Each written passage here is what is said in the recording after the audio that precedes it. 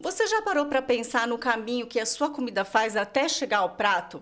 Durante todo esse trajeto na cadeia de produção, há práticas cruéis envolvendo os animais que a indústria tenta esconder de você. Se você quiser saber mais sobre tudo o que acontece por detrás das cortinas, é só continuar conectado aqui no Café de hoje. Bora tomar um café com a Mafê? Este é o Café, o podcast da Mafê Lovisotto. Olá, seja bem-vinda, seja bem-vindo a mais uma edição do Café com a Mafê.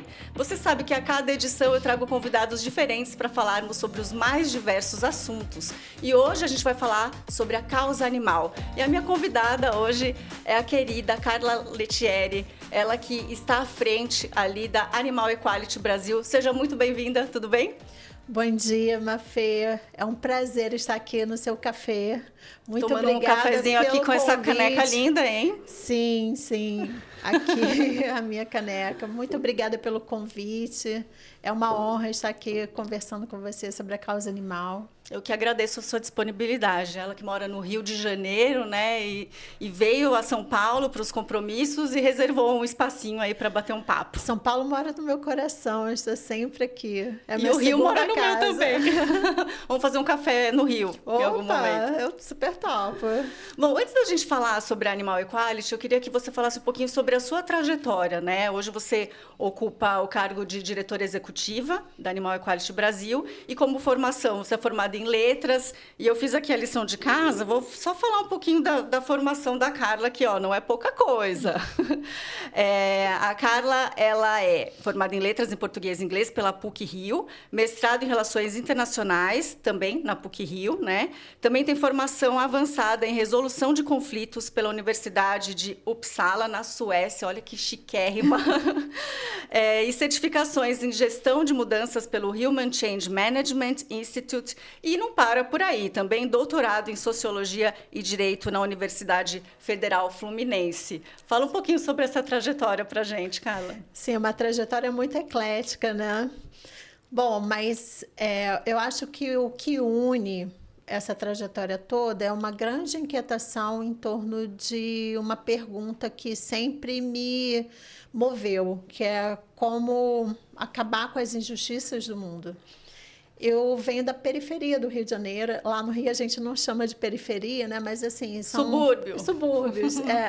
Eu morava no subúrbio e vi ali uma realidade muito difícil para as pessoas, né? Eu sempre amei animais, né? E também eles estavam ali no meu radar. Só que eu me sentia impotente, né? Queria fazer algo e quando comecei a fazer vestibular, né, eu vi que eu tinha um talento para escrever.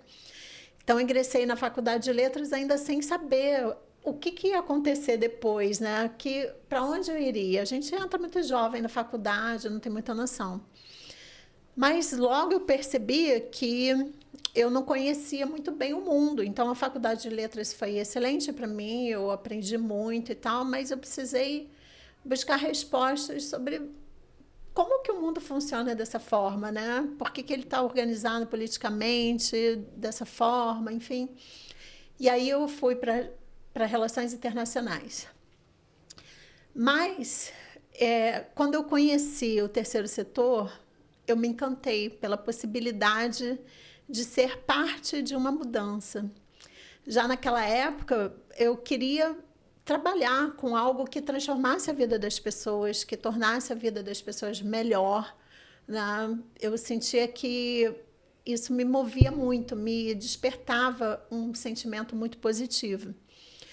E aí eu fui buscando esse caminho, ingressei na área de projetos de uma empresa de energia no Rio e trabalhei em causas diversas dentro dessa empresa, porque era um departamento muito grande, social e ambiental. E depois eu fui trabalhar em uma ONG de proteção à criança e ao adolescente, principalmente adolescente e crianças com câncer, né? E aí eu trabalhei durante 15 anos nessa causa, atuando no Brasil inteiro, vendo uma realidade de muito sofrimento, né?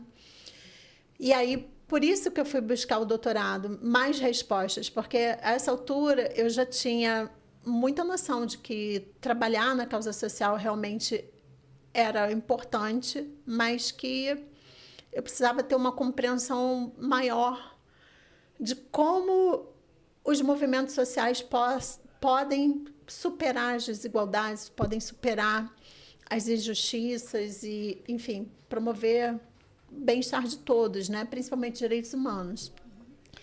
E aí eu fiz doutorado durante 5 anos, a pandemia bagunçou um pouquinho meu cronograma, mas no meio do caminho eu já era vegetariana, né? Eu era vegetariana há mais de 10 anos e eu comecei a ver os documentários sobre a indústria de alimentos. Era uma coisa que eu evitava ver, né? Como muita gente. A maioria. A gente tenta não ver para não ter que tomar uma atitude, mas chegou um momento que aquilo já estava me incomodando tanto que eu falei, não, eu vou ver e seja lá o que vier, eu vou fazer. E aí, quando eu vi aquilo, percebi que eu não podia mais ficar passiva diante da magnitude daquele problema, né? Se eu me sentia uma pessoa desperta para os problemas e as injustiças dos humanos, eu não poderia tolerar a injustiça contra outros seres que são mais vulneráveis que os humanos, né? Eu trabalhei com crianças, são pessoas vulneráveis, né? Elas não sabem se defender. Mas, de alguma forma, a sociedade ainda abraça as crianças, tenta ajudar. Mas os animais, eles só têm as pessoas que se importam com eles, né? E principalmente os de consumo, né? Porque quando a gente vê cachorro e gato, ainda tem bastante... Exatamente. E aí eu falei, não, eu vou virar vegana.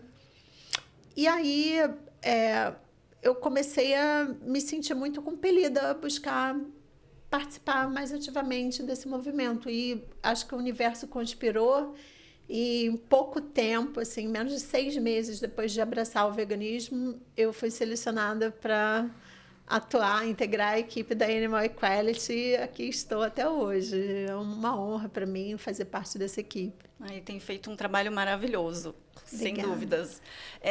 Você acha que... eu sempre comparo como um despertar da Matrix, né? E para mim essa história também foi parecida, de ver documentários. E aí a partir do momento que você vê o que acontece, né, na indústria, não dá para desver, não dá pra... Você vai olhar o seu prato de uma forma diferente. Quais são essas práticas mais recorrentes de crueldade, para a gente elencar aqui para quem está nos assistindo?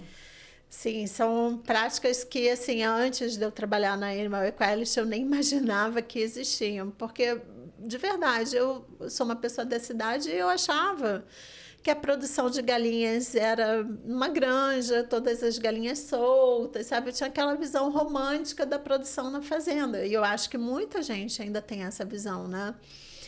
Mas aí eu me deparei, quando eu entrei na Animal Equality, eu fui conhecer a fundo o sistema de produção de alimentos, com a trituração de pintinhos vivos, né, no primeiro dia de vida. Né? Os Pintinhos machos, né? São triturados porque eles não têm valor comercial para a indústria de ovos. Então, ao invés de alimentá-los ou de cuidar deles, eles são triturados sem controle de dor. O descarte de bezerros, a muda forçada, que é a prática da redução de alimentos por semanas para as galinhas, as mutilações que acontecem em toda a indústria de produção animal, bezerros, porcos, galinhas, e a alimentação forçada também, né, para a produção de foie gras, que é um patê feito de fígado gordo, que é o fígado doente do animal, que foi forçado a se alimentar com uma quantidade absurda de alimentos que é inserido no animal por um tubo de metal, né? Isso simplesmente para dar aos consumidores daquele produto alguns minutos de prazer. E aí um sofrimento muito intenso para o animal. Então, tudo isso é muito chocante quando você conhece. Eu acho que a maioria das pessoas não concorda com essas práticas, elas só existem porque as pessoas desconhecem e a indústria é muito eficaz em mascarar essas práticas, em fingir que elas não existem, né? É mesmo, por exemplo, o leite, ele tem aquela imagem de uma vaquinha feliz no pasto, né? O frango, é o frango feliz ali também, Sim. na granja. Exatamente, a prática do remaining washing, né? Que é a prática de mostrar uma realidade que é fictícia para que as pessoas não associem aquele produto às práticas que são cruéis. E sobre a Animal Equality agora, como que foi a fundação dela no mundo e aqui no Brasil? A Animal Equality surgiu em 2006 e ela foi fundada por 3 pessoas extraordinárias.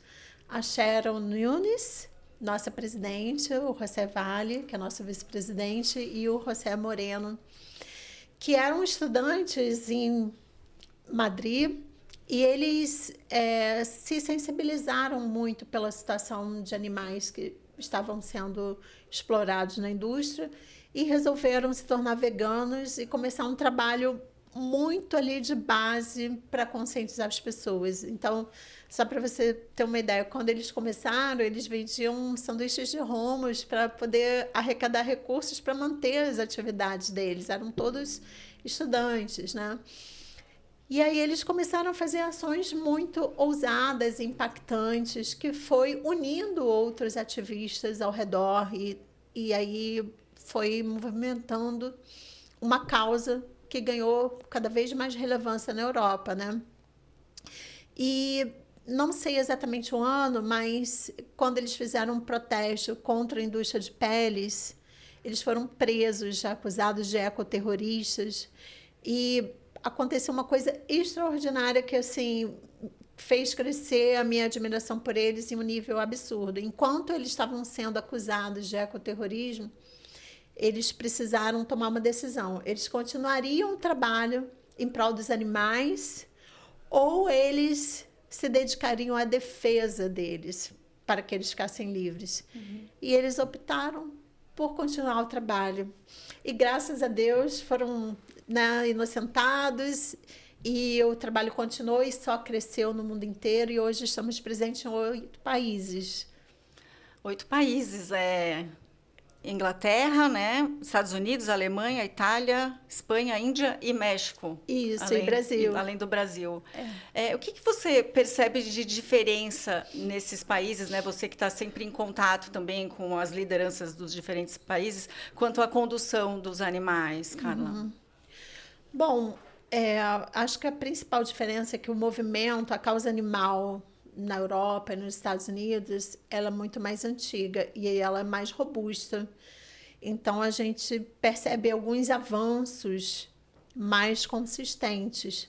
Por exemplo, na Europa, a trituração de pintinhos foi proibida na Alemanha, na Itália, na França, e tem alguns outros países que estão em via de proibir. O movimento de proteção animal na Europa, ele é muito forte, né? Existe uma pressão muito grande em cima do Parlamento Europeu. É claro que a gente percebe também uma reação da indústria, né? Tentando conter esse avanço. Mas a minha percepção é que é inexorável que esse avanço chegue, né? Ele não vai regredir, ele vai talvez ser um pouco mais lento aqui ou ali, mas ele continua. E você acha que, por exemplo, tem países que são menos desenvolvidos que a gente encontra práticas mais brutais? Certamente, certamente, né? Eu acredito, eu não tenho certeza, porque eu nunca fui um desses países, mas, por exemplo, eu acredito... vendo algumas investigações, né, na Índia e outros países da Ásia, eu vejo que o abate, ele é muito, muito cruel, né? A gente aqui tem muitos problemas, mas existe uma norma, né, que pode não ser perfeita, mas ela diz como o animal poderia sofrer menos, né? deixar de sofrer, mas sofrer menos, né? Então, o momento do abate, ele pode ser, sim, muito, muito cruel. Eu estava conversando esses dias com um colega de trabalho, um cinegrafista, e ele me disse que ele já gravou várias vezes em grandes empresas, né, como JBS, enfim. E ele fala assim, olha, eles são desensibilizados, então eles não sentem dor. Isso não é bem verdade, né? Eu queria que você trouxesse um pouquinho dessa realidade. O que você falaria para essas pessoas que pensam assim? Então, em teoria, né, a técnica diz que o animal precisa ser insensibilizado com uma pistola, né, e ele desmaiaria e o abate aconteceria em alguns segundos, mas na realidade não é isso que acontece, né? Depende muito do treinamento das pessoas que estão lá. E agora, o Brasil, em 2022, aprovou uma lei, que é a lei do autocontrole, que vai deixar os próprios abatedores ou frigoríficos contratarem os fiscais que vão dizer se essa norma está sendo seguida ou não. Então, eu percebo uma precariedade muito grande derivada desse conflito de interesse, porque antes, quem fiscalizava os frigoríficos eram os fiscais governamentais, a fiscalização era obrigatória e eles tinham poder de aplicar multas. Agora, as próprias empresas, os frigoríficos, vão poder contratar outras empresas privadas credenciadas pelo MAPA para dizer se elas estão aderentes às normas ou não. Mas o conflito de interesses, ele vem do fato de que se você contrata alguém para te fiscalizar e essa pessoa está sendo muito rígida, você pode trocar essa pagando, empresa, né? Você está pagando. E as próprias empresas, elas vão se sentir pressionadas a agradar o cliente, porque senão elas vão perder o cliente, né? Quem vai querer perder uma grande conta, como da JBS, por exemplo? Então, se tem um veterinário que está sendo muito rigoroso na aplicação dessas normas, então ele pode ser demitido, né? Eu acredito que a gente vai ter uma situação muito difícil de gerenciar, não apenas para os animais, mas também para a saúde humana, porque essa lei do autocontrole, ela se aplica a toda a indústria de alimentos. Então, imagine, por exemplo, a situação de fraudes, né, que a gente já via antes, quando havia a fiscalização governamental obrigatória. Agora a gente vai ter e provavelmente nem vai saber, porque serão as empresas fiscalizadoras privadas que vão dizer o que está acontecendo, elas vão denunciar para a Polícia Federal casos de fraude, né? Vão denunciar para o MAPA? Eu acredito que não.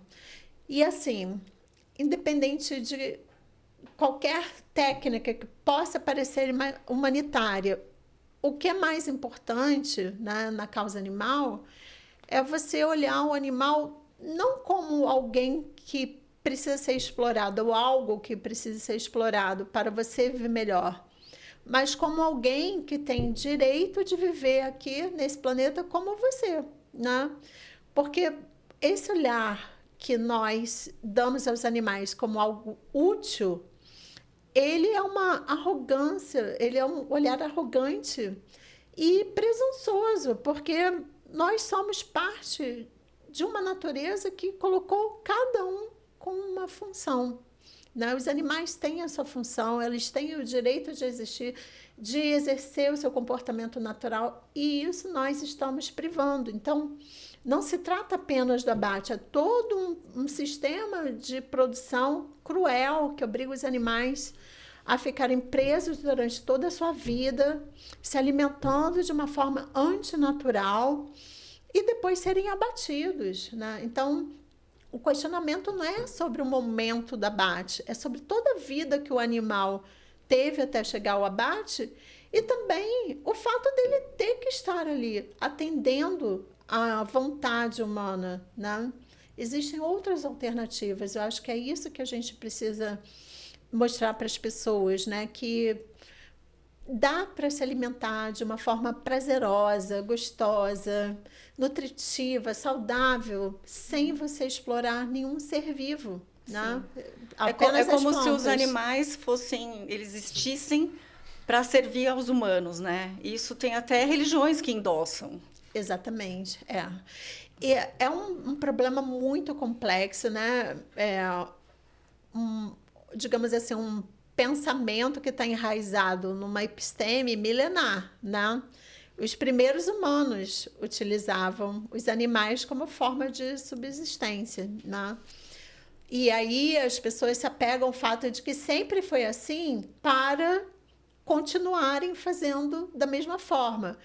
Só que, assim, a gente precisa lembrar que essa produção tão artificial, ela está levando o nosso planeta ao colapso, né? Hoje são 80 bilhões de animais terrestres para 8 bilhões de seres humanos. É surreal. É surreal, né? Isso está levando a um esgotamento muito grande do nosso planeta. Então, assim, algo a gente precisa fazer diferente, né? E eu acredito que esse algo é a gente parar de olhar apenas para os seres humanos como detentores de direitos e olhar também para as outras espécies como detentora desses mesmos direitos, né? O Peter Singer, que é um dos precursores da causa animal, um filósofo maravilhoso, ele fala da expansão do círculo moral, né? Está na hora de expandirmos o círculo moral dos seres humanos, daqueles que são mais próximos de nós, para outros seres que não são humanos e que estão sofrendo nesse planeta por causa das ações que nós estamos causando, né? São animais, seres vulneráveis, né? Eles não entendem a nossa língua, eles não entendem como nós funcionamos, as nossas leis, não sabem se defender. Somos nós que precisamos olhar para eles também e pensar, opa, eles também fazem parte disso, não apenas nós, né? O que você estava falando de não ser só o momento do abate, mas desde o nascimento, né, em toda a exploração em torno da vida de um ser. Você pode detalhar um pouquinho sobre a indústria do leite, por exemplo? Sim, claro. Nossa, eu tinha aquela visão ingênua, né, de que quando eu era vegetariana, pensava, a vaca não é abatida, né, não tem sofrimento na indústria de leite. Tudo bem, né, tomar o leite Tudo dela, bem, não tá tudo machucando. bem. Eu adorava iogurte, queijo, né? Mas aí depois eu vi os documentários e eu entendi. Eu falei, nossa, é sofrimento de ponta a ponta, né? Já começa na inseminação artificial da vaca, né? Que é forçada a engravidar. E aí ela engravida, pode ter uma fêmea ou um macho como filhote, né? E aí, se nasce uma fêmea, essa fêmea ela é afastada e vai ser alimentada para depois se tornar uma vaca gestante que vai produzir leite. Que não é do leite da própria mãe mamando, né? Exatamente. É uma mistura bem rala, né? Simula ali um leite, mas, enfim, a produção de leite ela vai para a indústria. E o macho, ele já é descartado de cara, porque esse macho ele não tem valor econômico para a indústria de leite. Afinal de contas, ele não produz leite, né? Então, o que a gente vê é que muitos desses animais eles são mortos amarretados ou são deixados no pasto para morrer de fome, porque os produtores, principalmente das pequenas cooperativas, são pequenas fazendas, né? Eles produzem os animais, mas alguns eles se apegam. Eles não gostam de matar os animais, né? Mas eles não têm alternativa. O que eles vão fazer com aqueles animais que não são úteis, né? Uhum. É uma lógica extremamente determinante. Eles têm que dar um jeito. E o jeito que eles entendem que é o menos cruel é deixar o animal numa área que não tenha alimento para ele, ele vai definhando aos poucos, né? Então, assim, tem muito sofrimento envolvido na vida de um animal criado para alimentação humana. E o único modo da gente cortar esse ciclo é a gente parar de se alimentar de produtos de origem animal, né? Porque se nós fazemos isso, eu pelo menos foi assim comigo. Primeiro eu senti um alinhamento muito grande entre a minha essência e os meus atos, porque Por mais que eu quisesse mentir para mim mesma, eu sabia que eu estava sendo hipócrita, porque eu dizia, eu amo animais, mas aí eu percebia, né, dos meus atos que tinha inconsistências nessa fala. E o outro ganho, assim, tremendo que eu tive foi uma paz de espírito muito grande, sabendo que tudo que eu faço, a não ser que eu não esteja vendo, não está prejudicando ninguém, entendeu? Não só seres humanos, mas também outros seres que, né, eu não conheço, né, nunca vou conhecer, mas se depender de mim, nenhum animal vai sofrer, né? Como dizia o Ganges, se tem mãe e se grita, a gente não pode comer, né?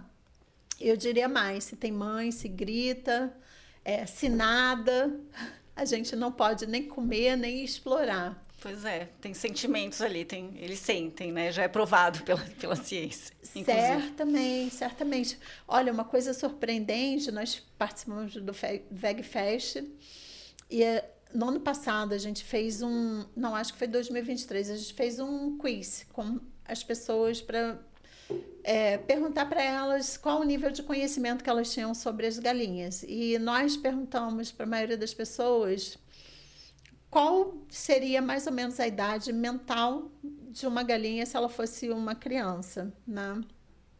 Qual você acha que é? Não sei, 2?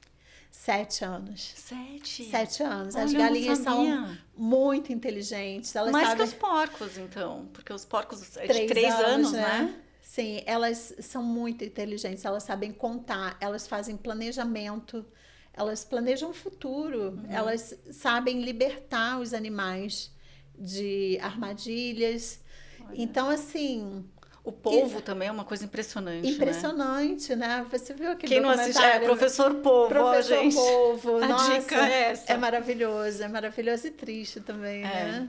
Mas ali, bom, não vou dar spoiler.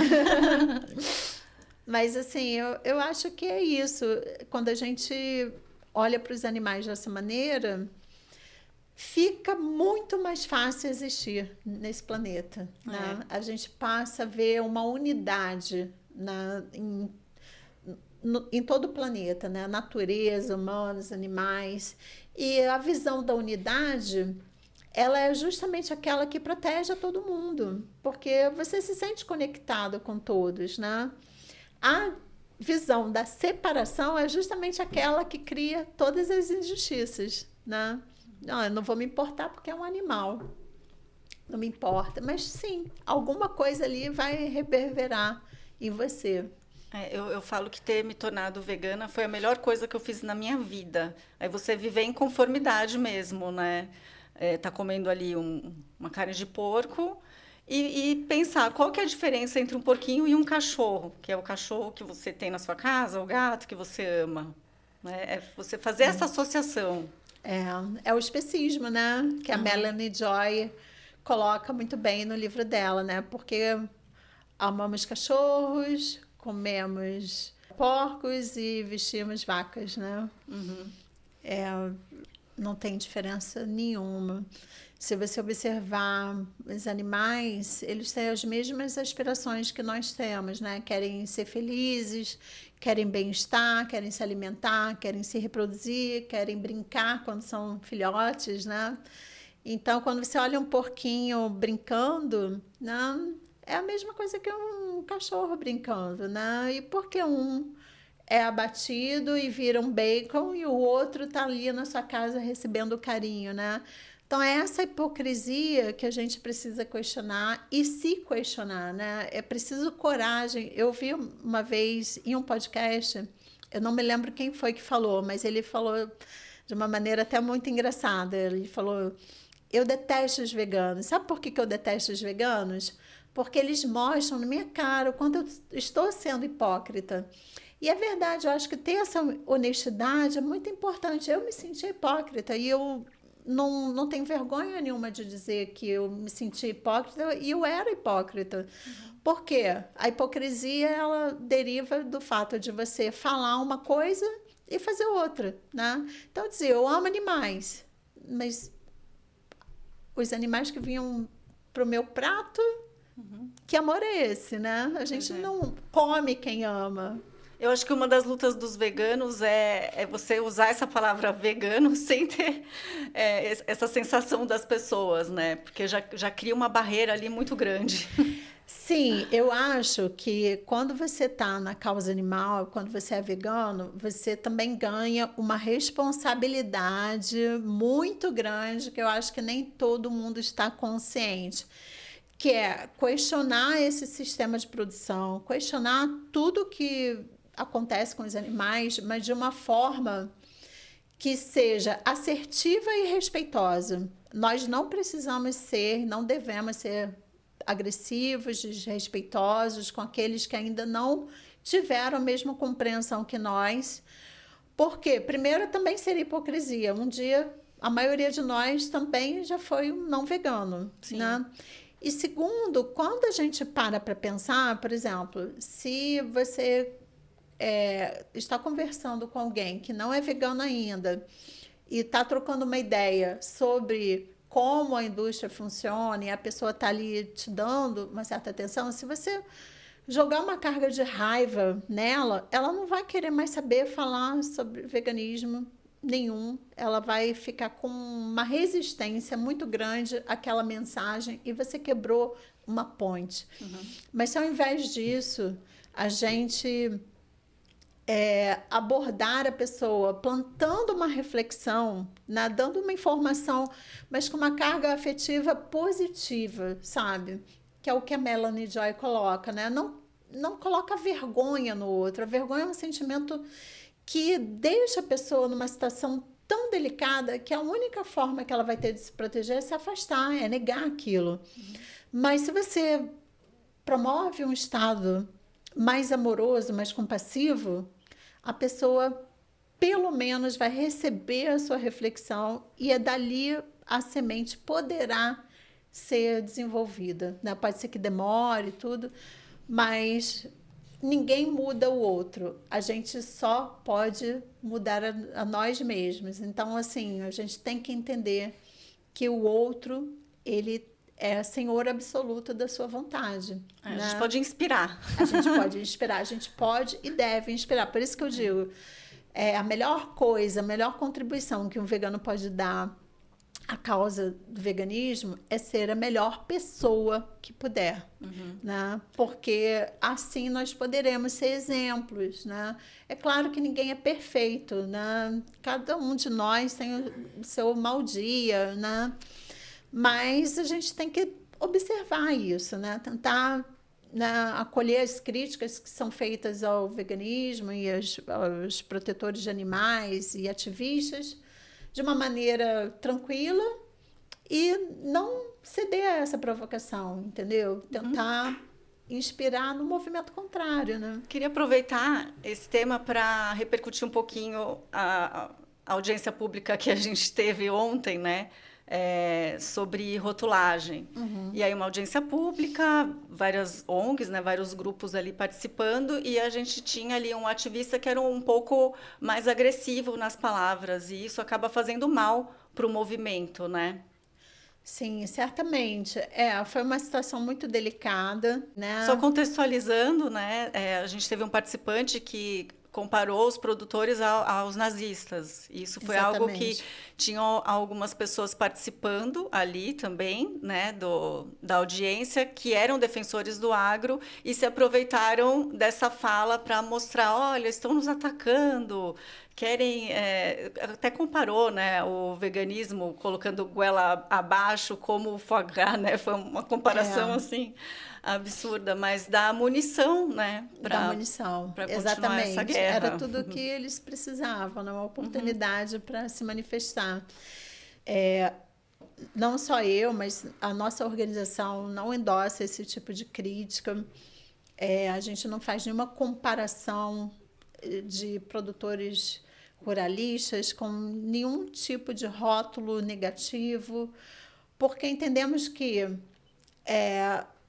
no sistema que a gente vive, as leis feitas para humanos, todo mundo está agindo de acordo com o que foi ensinado. Né? É cultural. É cultural. Né? A maneira da gente mudar isso é repensando essa programação, né? Saindo da Matrix no sentido de reprogramar essa sociedade de uma maneira diferente. Mas isso não poderá ser feito se nós usarmos o ódio como ferramenta. A nossa ferramenta precisa ser justamente o contrário, precisa ser a compaixão, o amor, o respeito, a generosidade, né? Porque eu entendo, assim, como a minha formação é letras, né?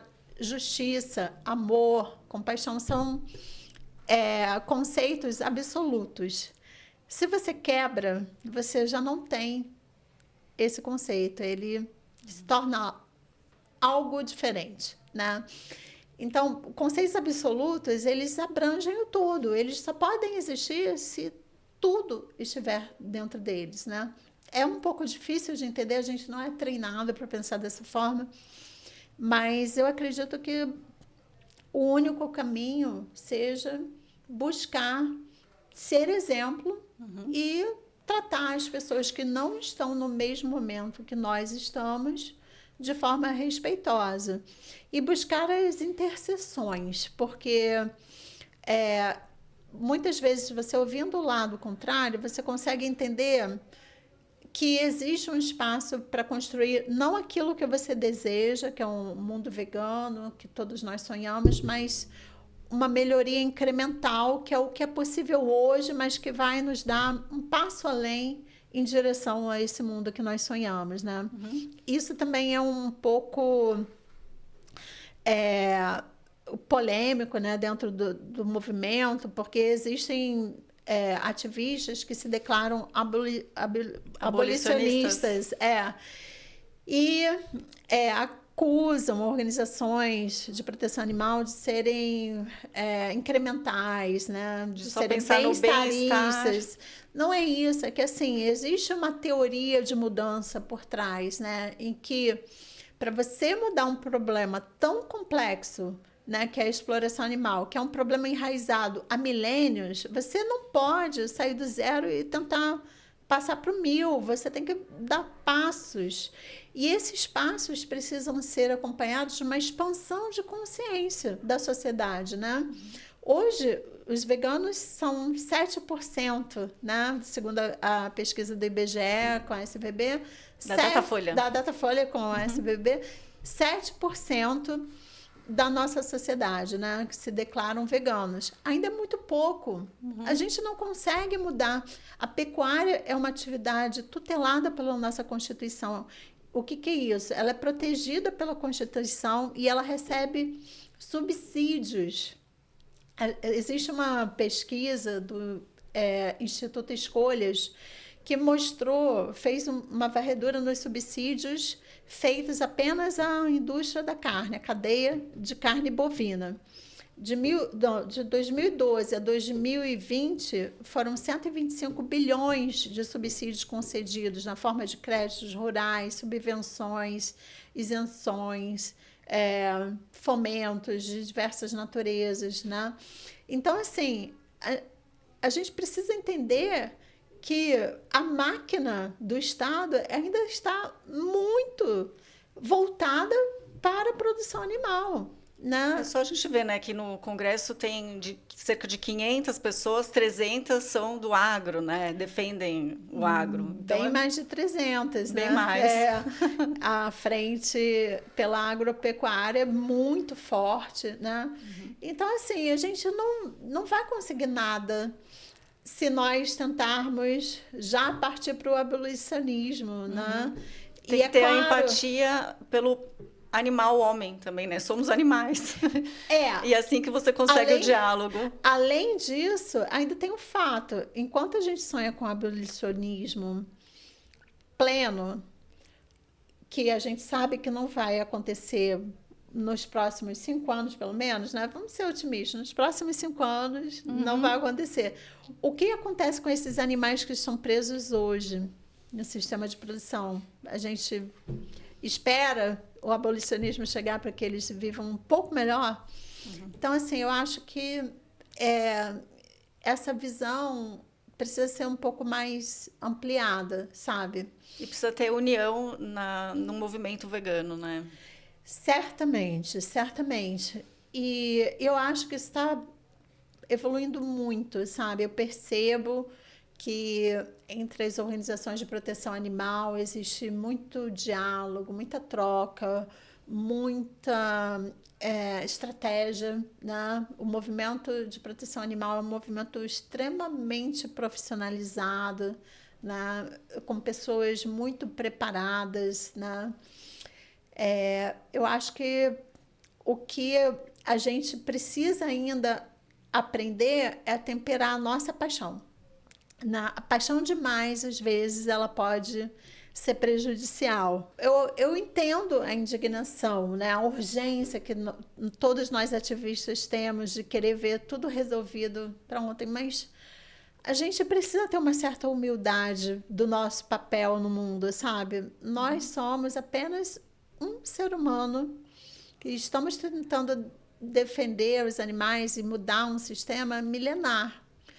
Nós não vamos alcançar a mudança completa, por mais força que façamos. Isso não é possível no nosso espaço de tempo de vida. Né? No nosso tempo de vida, eu acho que não é possível.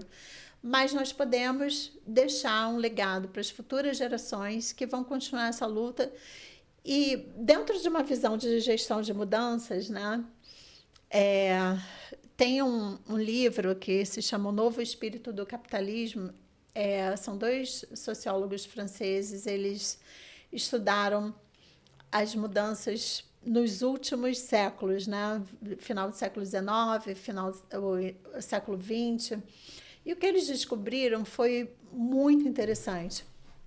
Eles descobriram que toda mudança ela ocorre num ciclo de existe um status quo e existe uma crítica. A crítica critica esse status quo e o status quo assimila essa crítica e, eventualmente, de tanto assimilar essa crítica, ele se transforma em outra coisa, em um outro patamar. E esse ciclo vem se repetindo. Foi assim no final do século XIX, quando a indústria de produção, a Revolução Industrial, ela trouxe as indústrias com um nível muito grande de exploração humana, e aí foi muito criticada pelos sindicatos e tal, e eventualmente essa crítica foi absorvida a nível estatal e de instituições e se transformou no welfare state. E o welfare state depois recebeu a crítica da falta da liberdade, do engessamento, e se transformou no movimento neoliberal. E agora a gente vê uma quarta onda, que é de tanto receber críticas ambientais, as próprias indústrias estão tentando absorver práticas, né, de proteção ambiental e tal, claro que com muito greenwashing. Falar isso. Mas, assim, a gente percebe que o nosso papel precisa ser feito de pontuar aquilo que precisa ser melhorado, entendeu? Mas muitas vezes não somos nós que vamos assistir a mudança. Existe um processo que demora muito tempo, né? Afinal de contas, são problemas muito complexos, depende de muitas pessoas, de muitos fatores. E são muitas camadas, né, do mesmo problema que precisam ser resolvidas. Né? Queria aproveitar esse gancho para falar um pouquinho sobre saúde mental também, de quem trabalha na causa, né, dos ativistas. Porque a gente viu, né, 7% é o número maior de veganos do que no ano passado, que acho que era de 4%, né? Só que, ao mesmo tempo, eu tenho aqui um dado, ó. Segundo o CONAB, Companhia Nacional de Abastecimento, a produção de carnes bovina, suína e de aves foi em torno de 31,57 milhões de toneladas no ano passado, que foi o maior nível registrado da série histórica, né? Que foi o resultado ali do auge do número de abates. E aí eu queria entender assim, como essa conta fecha, como que a gente continua inspirado e motivado para seguir na luta quando a gente vê esse movimento contrário aí crescendo também. Parece que a gente está enxugando gelo, né? Parece. Eu diria que talvez não sejamos nós que vamos fechar essa conta. Em algum momento, talvez a natureza cobre essa conta, né? Porque a gente já viu aí um susto que veio da pandemia, né? E não aprendemos ainda a lição. Então, talvez a gente receba aí um outro alerta ou então uma decisão final, né? Não sei. Ótima resposta, cara. Não sei.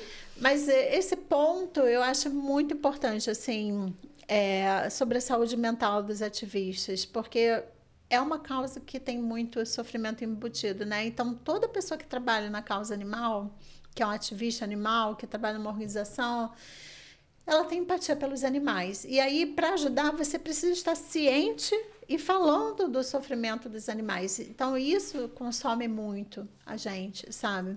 Eu mesma já chorei muitas vezes. Eu tenho que ver vídeos de investigação antes da gente soltar as investigações, né?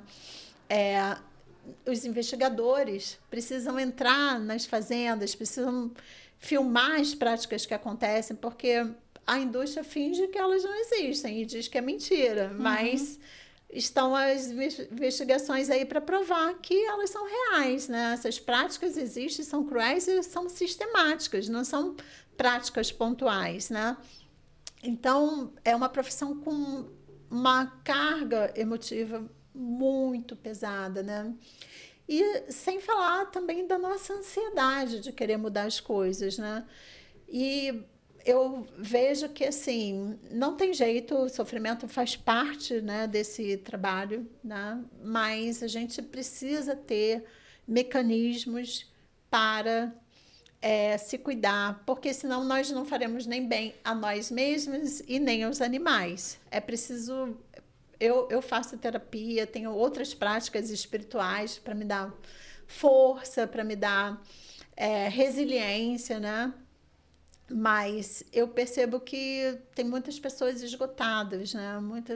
E isso não é bom nem para elas, nem para os animais. Não vamos desistir. Exatamente. Em cima dessas investigações que você falou, quais são as campanhas hoje que a Animal Equality tem?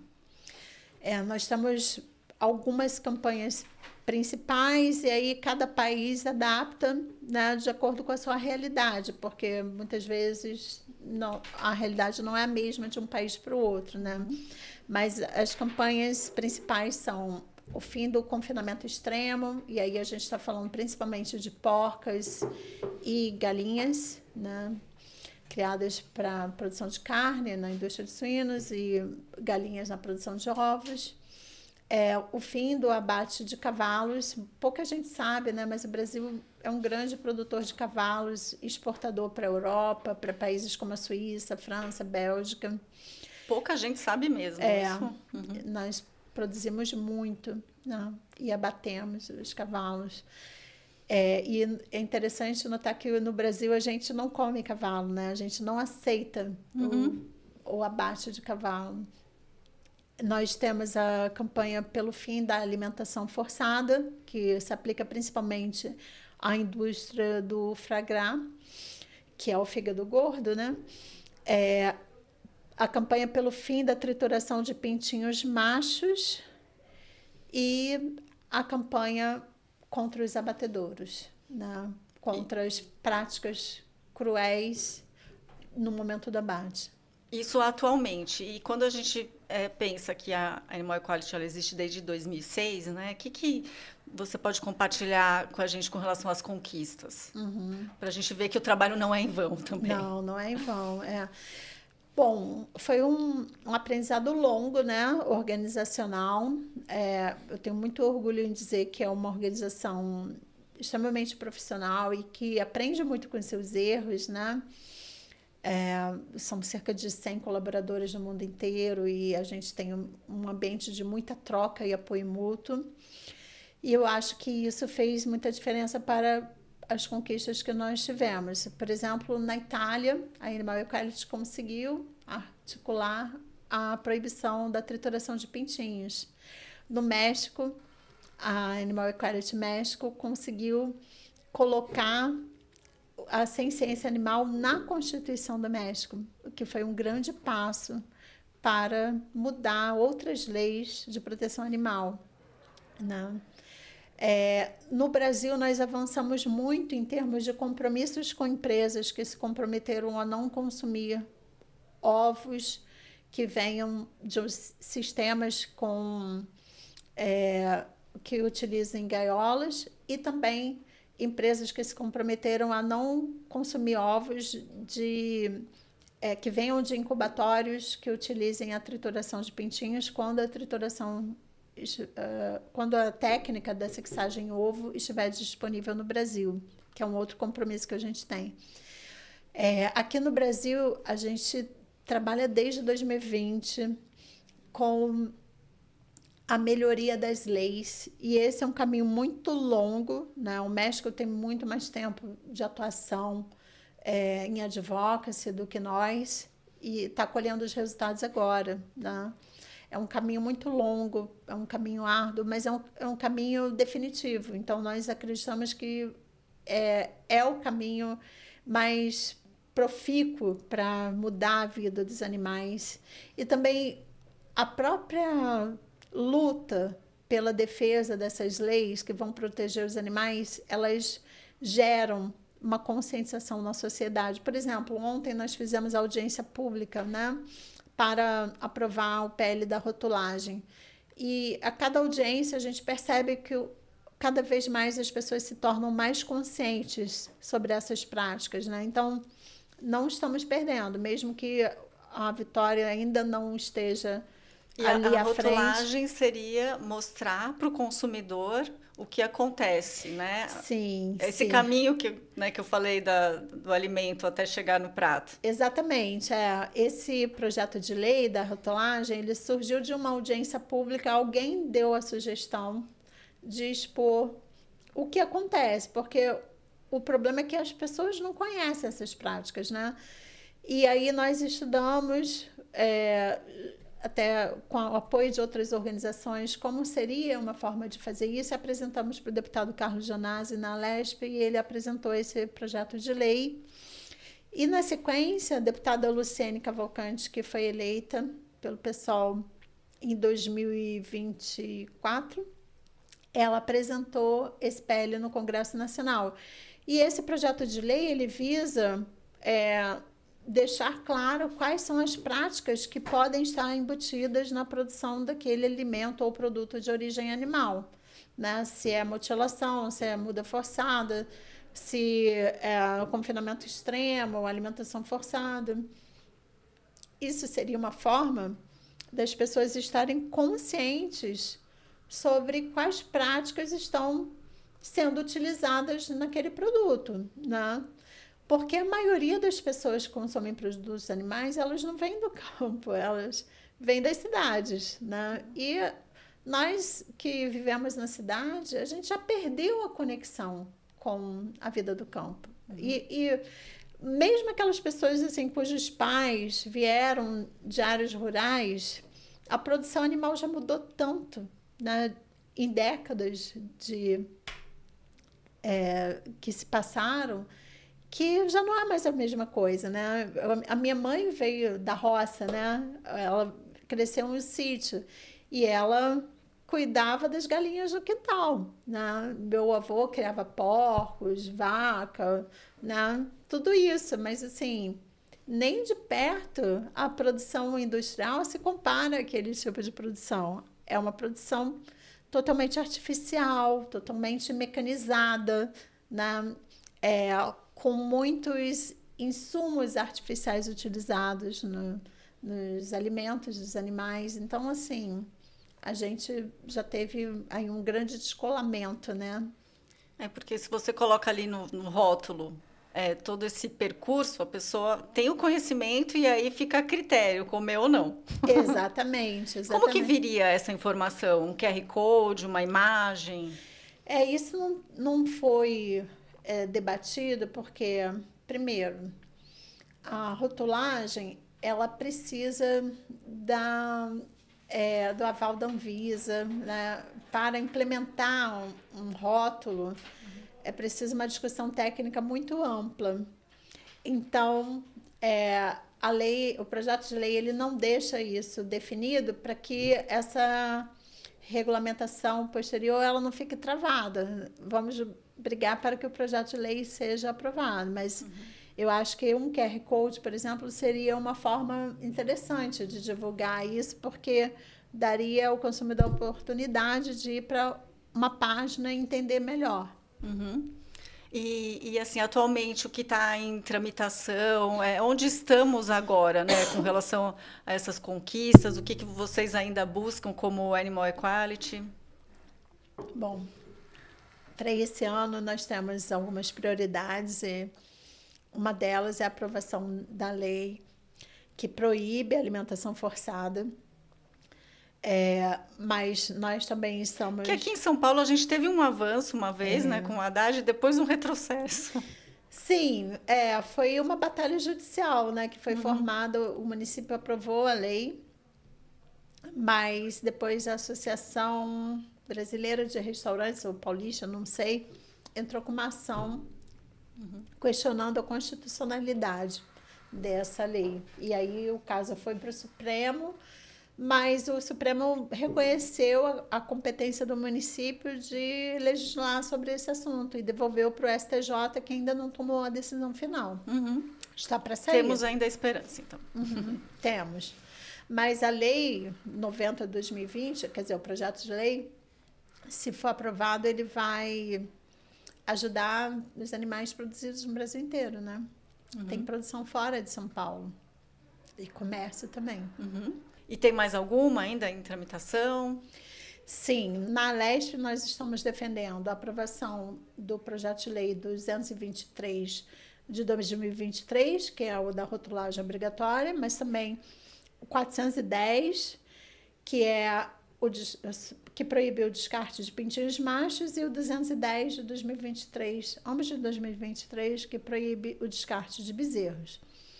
E no Congresso Nacional, nós apresentamos para a deputada Luciene Cavalcante o projeto de lei 5092 para proibir o confinamento extremo de animais. Galinhas, porcas. Galinhas, porcas, todos os animais criados para alimentação ou peles. E é importante ressaltar que não é confinamento, né? Porque assim, a produção animal, ela pressupõe algum tipo de confinamento. O que esse projeto de lei pede que acabe é o confinamento extremo, que é aquele que restringe o movimento do animal e o comportamento natural dele. Como, por exemplo, a galinha ficar presa numa gaiola num espaço menor do que uma folha de A4. Que ela não tem espaço nem para abrir a asa. Além desse projeto de lei, tem o projeto de rotulagem obrigatória, que é o 784 de 2024, no Congresso Nacional, e o projeto da proibição de pintinhos machos no Congresso Nacional, que é o 783 de 2024. Né? Então, acho que são 6 projetos de lei no total, e a gente está monitorando e articulando para que eles sejam aprovados, né? Tentando driblar aí a pressão oposta. Mas a gente confia muito na evolução da sociedade, né? Que as pessoas estão cada vez mais conscientes. Por exemplo, quando o Congresso abre uma pesquisa lá para perguntar sobre aquele projeto, né? Eles abrem eu esqueci o encuesta, mas é uma pesquisa mesmo, né? E as pessoas respondem sempre muito favoravelmente, né? Então, eu acho que isso já é um avanço significativo em termos da consciência que está sendo formada para que, em algum momento, essas leis sejam aprovadas. Perfeito, dá uma sensação de otimismo. Eu já recebi aqui uma chamada, que falta muito pouco tempo. Para a gente terminar, então, esse bate-papo, Carla, que dica que você dá assim, para quem está nos assistindo, para, de repente, ter uma mudança de alimentação ou poder atuar mais no movimento? Assistir documentários é fundamental, né? Eu sugiro, sim, que a pessoa busque entender como a indústria funciona. Os documentários, eles mostram isso de uma maneira muito didática. E considerem o veganismo, né, como forma de ajudar os animais. Uma das dificuldades que eu acho que me segurou muito tempo para ser vegana, né, que me impediu de ser vegana antes, foi o fato de eu acreditar que a alimentação vegana ou era mais cara ou era mais difícil de ser gerenciada, né? Só que quando eu decidi, nossa, foi incrivelmente fácil, porque eu acho que o que foi difícil foi virar a chave de que eu só precisava apresentar os alimentos de uma maneira diferente, mas que seriam os mesmos alimentos, né? Então, assim, a minha alimentação não está baseada em muitos alimentos industrializados, né? Eu tento fazer uma alimentação mais natural possível, prática. Até mesmo porque o que é caro são esses industrializados, porque eles não têm os incentivos, né? A ajuda que os de origem animal têm do governo, como você já falou anteriormente. Exatamente. Então, assim, se a pessoa está por uma alimentação natural, que é o que vai fazer bem para a saúde dela, a alimentação é muito mais barata do que uma alimentação normal. E prática de fazer também, né? Eu percebo isso no meu dia a dia, eu tenho muita preguiça de cozinhar, então, para mim, não pode ter muitas etapas, tem que ser uma coisa rápida. E, por último, quem tiver interesse em ajudar de uma forma mais efetiva, eu convido para ser um protetor de animal, da Animal Equality. A gente tem um programa de voluntariado digital, em que a gente convida as pessoas a praticarem algumas ações que podem ter impacto para a aprovação de projetos de lei, para o avanço de algumas campanhas, e são atividades muito práticas, rápidas, acho que... Não precisa sair de casa? Não, é muito prático, a pessoa pode fazer no próprio celular e com certeza vai estar contribuindo muito para o avanço da causa animal. Muito bem, e por uma justiça, né, no mundo. Carla, obrigada, parabéns pelo seu trabalho. Eu estou me sentindo honrada que você falou que é o primeiro podcast que você participa, sim, né? Estou muito feliz que você veio aqui conversar comigo. Nossa, a honra é toda minha, Mafê. É um prazer estar aqui com você. Eu já admirava muito seu trabalho e agora estou, assim, me sentindo até importante de estar aqui. Compartilhando um pouquinho da minha história e da nossa organização. Obrigada mesmo pela oportunidade. Obrigada, com certeza é sim importante, faz toda a diferença para a causa. Obrigada. E agradeço você que acompanhou mais essa edição do Café. Obrigada. É só seguir também as dicas que a Carla trouxe aqui, assistir documentários, entrar em sites de ONGs, né? E você pode ajudar muito essa causa e fazer um mundo algo mais justo para todos os seres. A gente se fala então no próximo Café. Termina aqui o Café, o podcast da Mafelo Visoto. Te espero para um cafezinho na próxima edição.